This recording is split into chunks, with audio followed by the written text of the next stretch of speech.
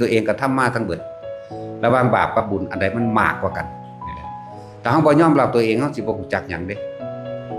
เข้าข้างก็จะของเองแม้กระทั่งว่าไปทำบุญให้ทานนั่นนี่ก็ยังบ่ทันได้รู้ได้ว่าเจ้าของสละความเห็นแก่ตัวจริงหรือไม่หรือขอมากกว่าเก่าเงิน100นึงอยากได้10 ล้าน100 ล้าน1,000 ล้านขอถูกลอตเตอรี่ถูกแจ็คพอตมั่ง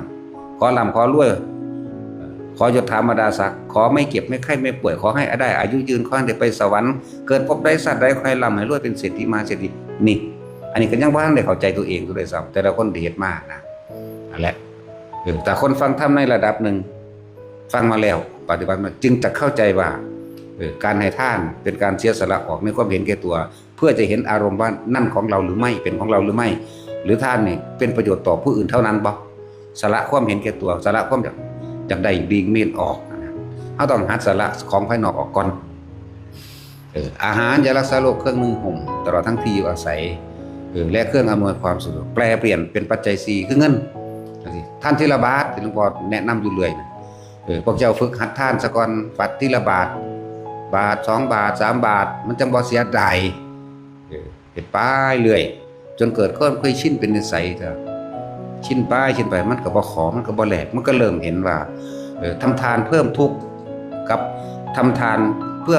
ปลดทุกข์นี่มันคนละแบบกันทำทานเพิ่มทุกข์ก็คือทานแล้วขอนั่นขอนี่อยากได้นั่นอยากได้นี่อยากเป็นนั่นอยากเป็นนี่สารพัดทำทานปลดทุกข์หรือปล่อยทุกข์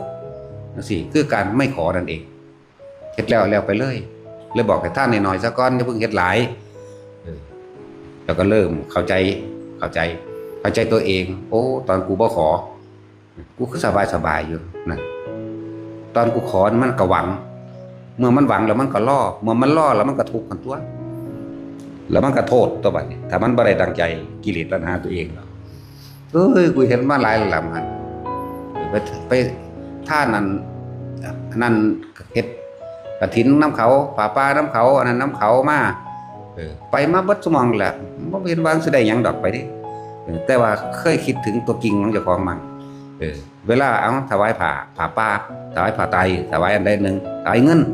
1,000 2,000หรือเป็นหมื่นสิสาธุเกิดพบได้สัตว์ใดผู้ขาจะถูกจะยากเด้อผู้ขาอายุยืนเด้อก็เจ็บจะได้ความไข่จะมีขอให้พ้นทุกข์พ้นยากขอให้ถึกรางวัลแจ็คพอต80 ล้าน90 ล้านเด้อนี่เลยบ่ได้หยังมันเลยเป็นทำทานเพิ่มทุกข์จักบ่ล่ะทำทานเพิ่มทุกข์ทำบุญเพิ่มบาปนึงว่าไปทำบุญแต่ว่าขอเราร้อนกระวนกระวายก็เพิ่มบาปแปลว่าหยังเราร้อนกระวนกระวายรอและหวังนี่บาปแปลว่าจังซี่บุญสงบเย็นปราศจากความคิดนึกในความอยากได้อยากดีอยากมีอยากเป็นหยังกูบ่เอาแล้วนี่คือคนปฏิบัติธรรมในระดับหนึ่งจึงจะเข้าใจได้แต่บ่ปฏิบัติแต่บ่ฟังบ่เข้าใจเขาต้องเว้าพื้นฐานเพราะว่าคนขาดพื้นฐาน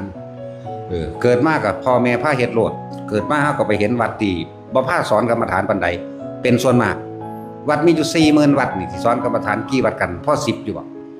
แม่นบ่ล่ะแล้วก็ภิกษุมี 280,000 องค์นี่สิแสดงธรรมกรรมฐานอริยสัจ4ปฏิจจสมุปบาทสติปัฏฐาน4โพธิปักขิยธรรมสิมีกี่วัดเด้อสิมีกี่องค์พร้อมและเฮาก็เลยเกิดมาชินกับสิ่งที่เคยเฮ็ดมาไปให้เพิ่นผูกแขนให้นะจังอยู่ดีมีแห้งให้เพิ่นเป่าหัวให้เด้อจังบ่เจ็บบ่ไข้บ่ป่วยอายุยืนนี่มันไปจังซี่นะส่วนมากมีของดีบ่อาจารย์จังสิของดีแปลว่าหยังในความหมายเขาของป้องกันปืน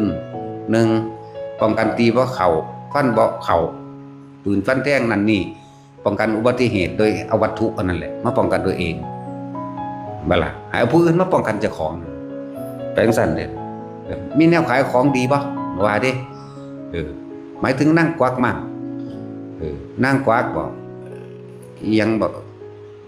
บักขาดโรคสารอาหารนะกุมารทองบ่จังซั่นแหละคือบักไข่หรือกุมารทองหยังจังซี่นะอันนั้นบ่สิเรียกศัพท์